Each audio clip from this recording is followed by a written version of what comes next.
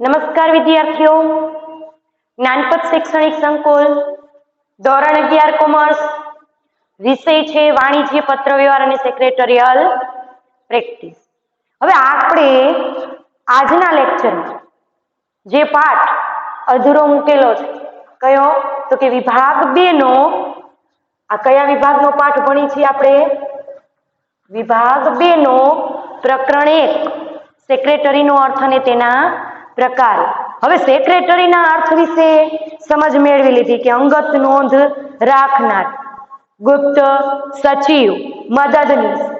અર્થ company ધારો આમાં ભણ્યા. નવો ભારતીય કંપની ધારો કયો તો કે 2013. અર્થ ભણી ગયા. ત્યાર પછી સ્ક્રીબા શબ્દ શું છે એ જાણી ગયા.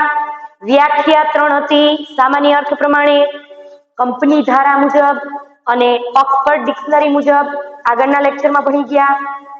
વ્યાખ્યા ઉપરથી લક્ષણો તારવેલા. સેક્રેટરી જીવંત વ્યક્તિ છે.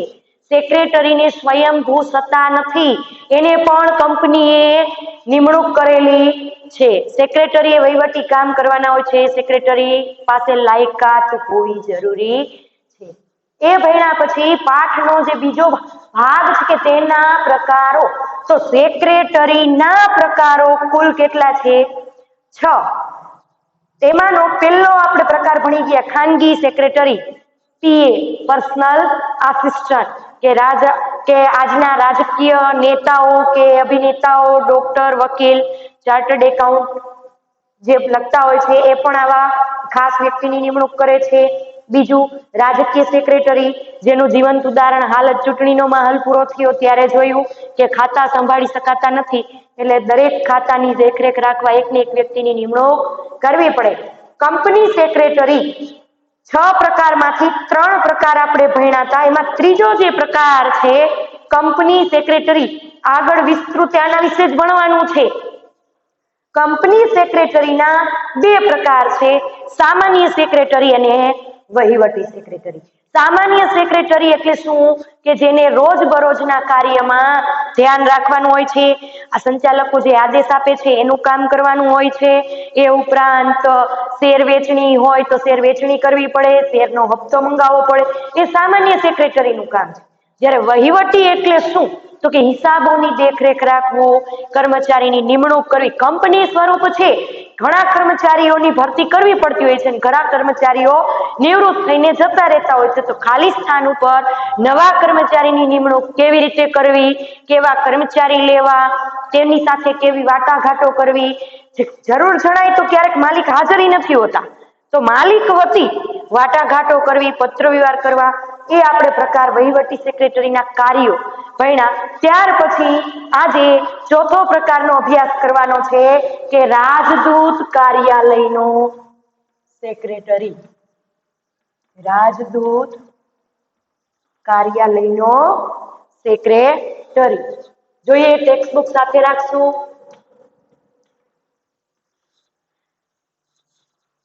અત્યારે દરેક દેશ અન્ય દેશમાં પોતાના રાજદૂત એલસીની નિમણૂક કરે છે, જેમનું મુખ્ય કાર્ય પોતાના દેશના હિતનું રક્ષણ કરવાનું હોય છે. પોતાના દેશનું દ્રષ્ટિબિંદુ સમજાવવું હોય તો આવા સેક્રેટરી એટલે કે ભારતે અન્ય દેશ સાથે એટલે કે અમેરિકા સાથે જો વ્યવહાર કરવો હોય તો ત્યાં એલસી તરીકે નિમણૂક કરવી પડે, તેને રાજદૂત કાર્યાલયનો સેક્રેટરી કહેવાય. આ એક દેશનું પ્રતિનિધિત્વ ધારણ કરે છે. ત્યાર પછી 5મો પ્રકાર છે જેનું નામ છે વિભાગીય સેક્રેટરી.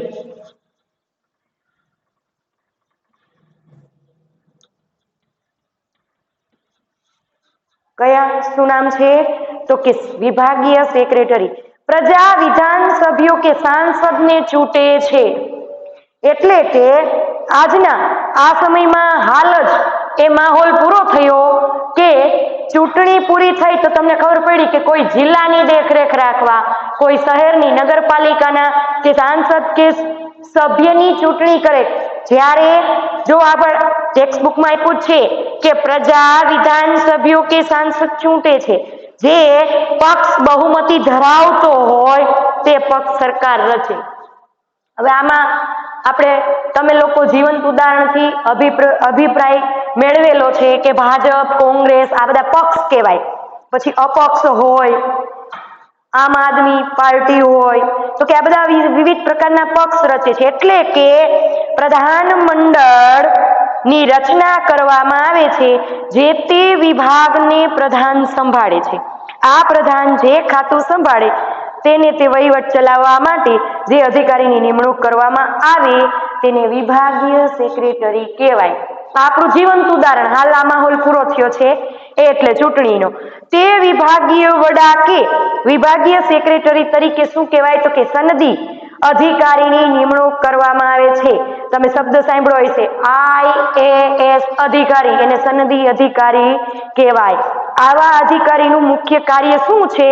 તો કે જે તે વિભાગમાં નીતિ ઘડવી અને નીતિનું ઘડતર કરી એ મુજબનું કાર્ય કરાવવાનું હોય છે. અને એ મુજબ કાર્ય થાય છે કે નહીં એ પણ જોવાનું હોય. પ્રામાણિકપણે તો કાયદાકીય સંચાલન કરવાનું હોય. જેમ કે શિક્ષણ વિભાગના મંત્રી, તો આપણા શિક્ષણ વિભાગના મંત્રી કોણ છે? તો તમે હાલ કોરોનાના આ સમયકાળ દરમિયાન ટીવીમાં ઘણીવાર જોતા હશો કે શિક્ષણ મંત્રી દ્વારા, તો શિક્ષણ મંત્રીનો તમે જોયેલા પણ છે ટીવીમાં અને એનું નામ પણ સાંભળેલું છે, ભૂપેન્દ્રસિંહ ચુડાસમા. તો ગૃહ વિભાગના સેક્રેટરી એવી રીતના નાણાં ખાતું સંભાળતા હોય, એવી જ રીતના રેલવે ખાતું સંભાળતા હોય, ખેતીનું કે જે ખેતી કૃષિ વિધાન સંભાળતા હોય. આ રીતે અલગ અલગ ખાતાના મંત્રીની નિમણૂક કરવામાં આવે. તો વિભાગ પાડી દીધા, રેલવે, નાણું, કૃષિ, તો વિભાગીય સેક્રેટરી. અને હવે સેક્રેટરીનો છેલ્લો પ્રકાર, છઠ્ઠો પ્રકાર છે, જેનું નામ છે મંડળના સેક્રેટરી. છઠ્ઠો પ્રકાર કયો છે? તો કે મંડળના સેક્રેટરી. ખાસ સેક્રેટરીના પ્રકાર પૂછાય તો 6: ખાનગી સેક્રેટરી, રાજકીય સેક્રેટરી, કંપની સેક્રેટરી, રાજદૂત કાર્યાલયનો સેક્રેટરી, વિભાગીય સેક્રેટરી અને મંડળના સેક્રેટરી. પણ એમ પૂછાય પરીક્ષામાં 1 માર્કનો પ્રશ્ન કે કંપની સેક્રેટરીના પ્રકાર જણાવો. તો એના 2 પ્રકાર, સામાન્ય સેક્રેટરી અને વહીવટી સેક્રેટરી. હવે પરીક્ષામાં પ્રશ્ન એવો પૂછાય કે મંડળના સેક્રેટરી જણાવો. તો એના 6 પ્રકાર છે. તમારી ચોપડીમાં આપેલું છે. ચાલો પાછા ટેક્સ્ટ બુકમાં આવીને સમજીએ. માનવ સંસ્કૃતિની વિકાસની આગેકૂચ જેમ આગળ વધી તેમ સમાજનું જીવન ધોરણ વધ્યું, આર્થિક ક્ષેત્રે ફેરફાર થયા, સાંસ્કૃતિક વ્યવહારોની બાબતોનો વ્યાપ વધ્યો, વિસ્તાર વધ્યો, સ્વરૂપ બદલાણું. ઉજવણી તો પેલાય થતી, બધા પ્રસંગોની ઉજવણી પેલાય થતી, પણ થોડો સમય ફરતા બધામાં સ્વરૂપ બદલાઈ ગયું. પરિણામે ઘણીવાર મંડળોની જરૂરિયાત ઊભી થઈ. આવા મંડળો તો કે કેટલા છે? તો કે 6 પ્રકાર છે. એમાં વિદ્યાર્થી મંડળનો સેક્રેટરી. શાળા અને કોલેજમાં લોકશાહી પ્રણાલી પહેલો જ છે વિદ્યાર્થી મંડળનો સેક્રેટરી. તો કે શાળા કોલેજ હોય તો એમાં લોકશાહી પ્રણાલી. હવે તમને ખબર છે લોકશાહી એટલે શું? લોકો દ્વારા, લોકોથી અને લોકો વડે ચાલતું શાસન. તો કે એ સમજ આપવા, વિદ્યાર્થીના અધિકારોને ક્રિયાન્વિત કરવા, વિદ્યાર્થીઓના પ્રશ્નોને વાચા એટલે કે બોલતા કરવા વિદ્યાર્થી મંડળની રચના કરવામાં આવે છે. અને વિદ્યાર્થીઓ દ્વારા પોતાનામાંથી એક આવા વ્યક્તિને ચૂંટી કાઢે એટલે કે વિદ્યાર્થી મંડળનો સેક્રેટરી કહે છે. હવે ક્લાસમાં જેમ કે આ તો અત્યારે રેગ્યુલર સ્કૂલ ચાલુ નથી, પરંતુ જો સ્કૂલ ચાલુ હોય તો બધા વિદ્યાર્થીઓ ઉપર એક લેક્ચર પૂરો થાય અને બીજો લેક્ચર શરૂ થાય એની 2-3 મિનિટોમાં શિક્ષક બદલે. એક પીરિયડના એક વિષય શિક્ષક જાય અને બીજા વિષય શિક્ષક ક્લાસમાં આવે, એટલો સમય ક્લાસનું કાર્યભારણ રોજબરોજનું સારું ચાલે. એટલે તમારામાંથી કોઈ એક વ્યક્તિની નિમણૂક કરવામાં આવે, તમે એને મોનિટર શબ્દ વાપરો છો. એટલે કે ટૂંકમાં શું કરે છે? તો કે થોડા સમય માટે ક્લાસનું ભારણ જાળવે છે. એટલે પહેલો પ્રકાર કયો થયો? તો કે વિદ્યાર્થી મંડળનો સેક્રેટરી. જીએસ શબ્દ વપરાય છે. એવી જ રીતે યુનિવર્સિટીમાં પણ હોય છે, કોલેજ કાળમાં. બીજો ક્લબના સેક્રેટરી. બીજો પ્રકાર કયો છે? ક્લબના સેક્રેટરી. ક્લબ એટલે તમને ખબર છે, રમત ગમત અન્ય સાંસ્કૃતિક બાબતો પ્રોત્સાહન આપવા. પેલા સ્નૂકર્સ સામે ઘણી બધી બોલ રાખેલા હોય, એમાંથી બોલથી કોઈ એક રેડવીને પાડવાનું હોય. સ્નૂકર્સ કે સ્પોર્ટ હોય કે પછી કેરમ બોર્ડ હોય, રમાતું હોય. આવા ક્લબ કે છે પ્રોત્સાહન આપવા, સાકાર કરવા ક્લબની સ્થાપના કરવામાં આવે છે. દાખલા તરીકે sports club of Gujarat, BCCI cricket લેવલનું બોર્ડ કહેવાય છે. ક્લબના બંધારણ મુજબ સેક્રેટરીને ચૂંટી કાઢવામાં આવે છે અથવા નીમવામાં આવે છે. તો હવે તમે બધા ક્રિકેટ, ઘણા બધા વિદ્યાર્થીઓ ક્રિકેટના આમ રસ ધરાવતા હોય એટલે ક્રિકેટ ચાલુ થાય એટલે બેસી જાય છે ટીવી સામે. તો તમને ખબર જ હશે કે એનાઉન્સમેન્ટ થતું હોય તો એના સેક્રેટરી તરીકે કોની નિમણૂક કરેલી છે, તો એના નામ પણ તમને આવડતા હશે. એટલે કે અથવા નીમવામાં આવે છે કે સેક્રેટરીનું મુખ્ય કાર્ય જે તે ક્લબની વર્તમાન જરૂરિયાત અનુસાર પ્રવર્તમાન નિયમો મુજબ તેનું સંચાલન કરે છે. હવે તમને પરીક્ષામાં ઘણીવાર પૂછાય કે મંડળના સેક્રેટરીના નામ આપો, તો પેલું વિદ્યાર્થી મંડળનો સેક્રેટરી, બીજું ક્લબના સેક્રેટરી, ત્રીજું શૈક્ષણિક સંસ્થાના સેક્રેટરી. દિલ્હી, કોટા કે અમદાવાદ, જો તમારી ચોપડીમાં આપેલું છે, દિલ્હી, કોટા કે અમદાવાદ જેવા મોટા શહેરોમાં શૈક્ષણિક સંસ્થા, વિશાળ સંકુલ ઊભું કરવામાં આવે છે. તેનું સંચાલન કરવા માટે સેક્રેટરીની નિમણૂક કરવામાં આવે છે. સેક્રેટરી આવી સંસ્થાના મુખ્ય વહીવટી અધિકારી તરીકે ફરજ બજાવે છે. કોલેજમાં હોય તો એના ડીન હોય, પ્રોફેસર હોય. એવી જ રીતના જેમ જેમ મહાનગરપાલિકા, સિટી, સ્થળ, રાજ્ય બદલતું જાય તેમ શિક્ષણ સંસ્થાનું સ્વરૂપ પણ વિશાળ થતું જાય, તો અહીંયા પણ સેક્રેટરીની જરૂર પડે છે. એટલે ત્રીજો પ્રકાર શૈક્ષણિક સંસ્થાના સેક્રેટરી. ત્યાર પછી ચોથો પ્રકાર છે જેનું નામ છે મજૂર સંઘના સેક્રેટરી.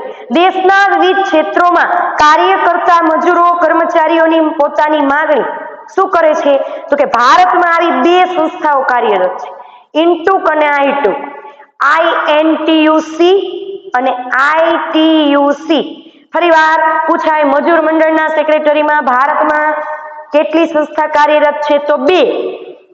તો અહીંયા કયો પ્રકાર છે, મજૂર સંઘના સેક્રેટરી.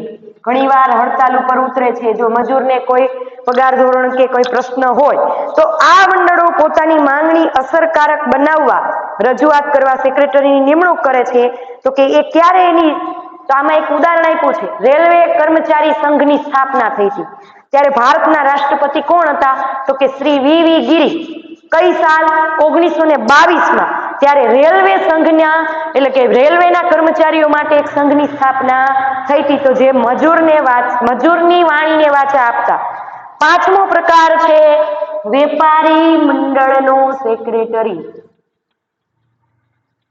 સોની બજારમાં સોનાને લગતા કઈ પ્રશ્ન હોય તો દરેક સોની ભેગા થાય અને એમાંથી એક વ્યક્તિની નિમણૂક કરે. એવી જ રીતે કપાસના વેપારીમાંથી કોઈ એક એસોસિએશન ઊભું કરે. જો આપ્યું છે વેપારી મંડળો, ઉત્પાદક મંડળ કે સેવાઓ, ધંધા રોજગારને જે પ્રશ્ન ઉદ્ભવતા હોય તો એમાંથી એક એસોસિએશનની સ્થાપના કરે. તો એના માટે ભારતમાં છે તો ચેમ્બર ઓફ કોમર્સ, ફિક્કી. ફિક્કીનું નામ પૂરું તમારી ટેક્સ્ટ બુકમાં આપ્યું છે, તત્કાલ યાદ ન રહીએ તો તમારી જ્યાં પાઠ પૂર્ણ થાય છે ત્યાં ઘણા બધા નામ છે. વાણિજ્ય એટલે કંપની, કોમર્સ, પછી બહુરાષ્ટ્રીય કંપની એટલે મલ્ટીનેશનલ કંપની, શેર હોલ્ડર. ફિક્કીનું પૂરું નામ BCCI, board of control for cricket in India, એનું પૂરું નામ પર્સનલ આસિસ્ટન્ટ. એ બધા નામ તો છે જ, એટલે તમારી એક જાણકારી માટે છે કે આનું પૂરું નામ શું, તો કે નિમણૂક કરવામાં આવે છે. એટલે કે ભારતના કોઈ પણ હોય ક્યાંય પણ જગ્યાએ વેપારી મંડળની રચના થઈ હોય તો એના સંઘ દ્વારા કોઈ એક વ્યક્તિ એ વાણી વાચા આપે છે. છેલ્લો પ્રકાર છે સહકારી મંડળી.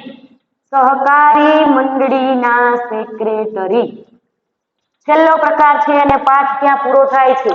તો સહકારી મંડળી એટલે શું, તો કે આજે ઘણી જગ્યાએ ગ્રામીણ વિભાગમાં જેમ કે હાઉસિંગ કોઓપરેટિવ સોસાયટી, ઘણા બધા સસ્તા ભાવે રોજિંદા જે જમીનનો ભાવ છે એના કરતા થોડાક ભાવમાં ફેર પડતો હોય, એવી જ રીતે કોઓપરેટિવ હાઉસિંગ સોસાયટી શાળાઓ, કોલેજો કે સ્ટાફ ક્રેડિટ કોઓપરેટિવ સોસાયટીના ક્રેડિટ માટે કે આવી એક સંઘની સ્થાપના થાય છે. તો આર્થિક હોય કે સામાજિક હોય, સાંસ્કૃતિક હોય કે એના ઉત્થાન માટે આવી મંડળીની રચના ગ્રામીણ વિભાગમાં ચાલે છે. ખેડૂતો માટે સહકારી મંડળીની યોજના, ટ્રેક્ટર માટે કે કોઈ પશુપાલન માટે લોન લેવી હોય તો મંડળી આવી સહાયતા પૂરી પાડે છે. તો એનું સંચાલન કરવા એક વ્યક્તિની નિમણૂક કરવામાં આવે છે, એટલે એને કહેવાય સહકારી મંડળીનો સેક્રેટરી. અહીંયા આપણો આ પાઠ પૂર્ણ થાય છે.